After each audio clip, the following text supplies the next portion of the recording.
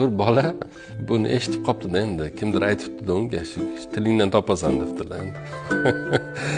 Tilingdan topasan desa, bo'pti debdi. U bola ham shu yoshligidan shu gapirmay qo'yibdi.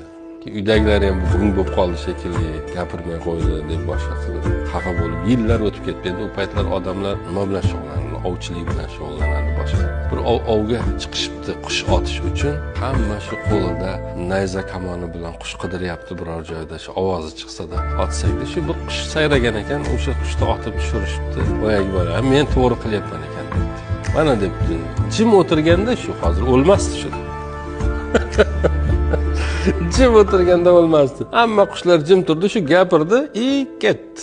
Desa otasi, seni tiling bormi, sen gungmasmisan?" desa, "Yo'q, gungmasman." desa, "Ne shuncha paytdan beri o'zing gunglaysan?" Bir urgan ekan kallasiga. "Mana ko'rdingizmi, gapirdim, men ham jazoimni oldim."